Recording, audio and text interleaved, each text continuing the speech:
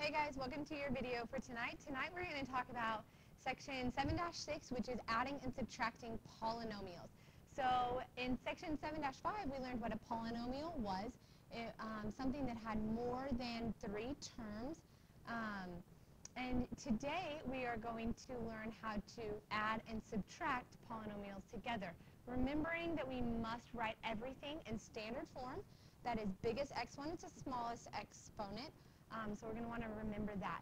First example, here I'm just going to want to add these terms together. Anything that I can add together, that's what I want to do. So I want to look, I have a 12p to the third, an 11p squared, and an 8p to the third. What do you think we're going to be able to combine?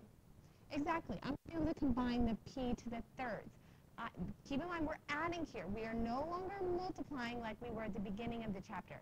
So this is exactly like combining like terms. You can only combine things by addition or subtraction that have the exact same term, meaning the same variable with the exact same exponent. So the 12p to the third plus 8p to the third, 12 plus 8 is 20p to the third. Do not make that p to the sixth. We're not multiplying. We are just adding the coefficients and keeping the base and the exponent exactly the same. Then the 11p squared has nothing to combine with, so I'm going to write it alone. That's already in standard form, so I'm good to go. Next example, I see an x squared with no other x squareds in the term, or in the polynomial. So my 5x squared is going to be written first. Then I see I want to look for usually what's right below an x squared, an x. So I see my x term here, and it's a minus 3x. So that's going to be written next.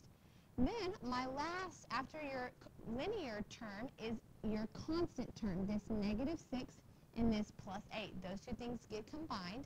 Negative 6 plus 8 gives me plus 2. That's already in standard form. So we're ready for example C. Example C.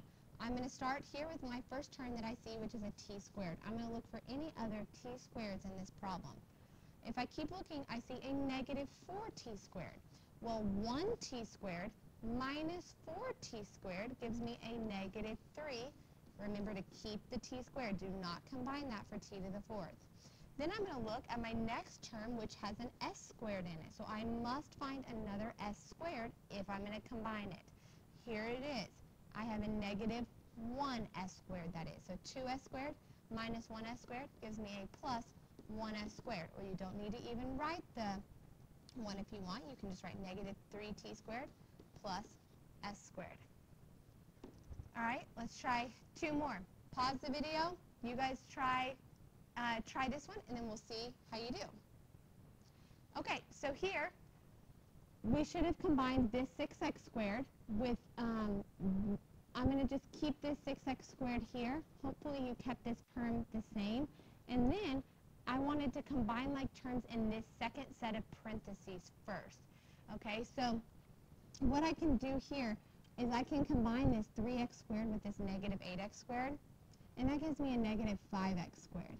Then I'm going to combine this 3y with my minus 2y. 3y minus 2y gives me plus y. Now I'm ready to combine the two polynomials. So I'm going to take my 6x squared term here and add it to this negative 5x squared, which gives me 1x squared. Then I'm going to take my negative 4y and combine it with this positive y to give me a negative 3y. And that would be your answer. Remember, which is the same thing as x squared minus 3y. Okay? Here, guys, I'm going to look in this first set of parentheses and see if there's anything I can combine before I look at the second set of parentheses.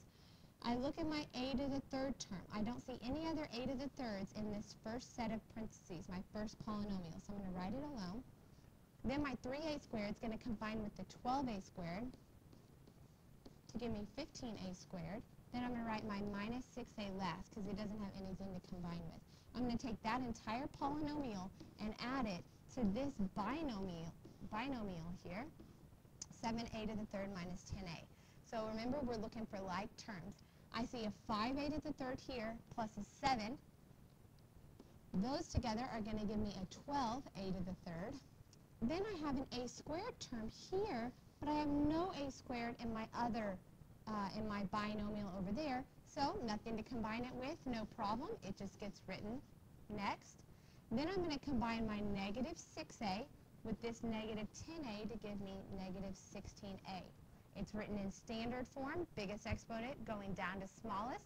So we are finished. Now we're going to talk about subtraction.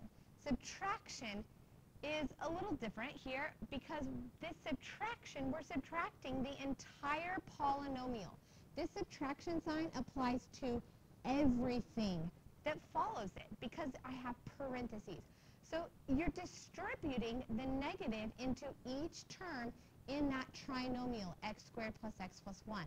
So what we tend to tell our students to do is to simply change, anytime you're subtracting polynomials, we will change the subtraction to addition, and then we will change the sign of everything on the inside. So this positive x squared is really going to be a negative x squared now. The positive x is going to be a negative x, and the positive 1 is going to be minus 1, or negative 1. So now I'm going to keep this first polynomial exactly as it is. Now I have an addition problem. This is exactly like what we just learned. I'm going to combine like terms here. I should have combined those two first. 2x squared minus 3x squared is negative x squared plus 1. And then I have my plus negative x squared minus x minus 1. So negative x squared plus negative x squared gives me negative 2x squared. I have no x term in this first polynomial, but I do have one here, so it gets written next. And then last, my 1 minus 1 is 0, so that is my answer. Okay, here, I'm going to rewrite this problem as plus and then the opposite of each of these terms. All this is, guys, is distributing. And now I'm going to combine like terms. 7m to the fourth minus 5m to the fourth is 2m to the fourth. I have negative 2m squared plus 5m squared is plus 3m squared. And then I have my constant, negative 8, coming last because I didn't have anything in the first polynomial. Last one here, guys, 9q squared minus 3q stays the same. I'm going to change subtraction to addition and change the sign of everything in the parentheses following.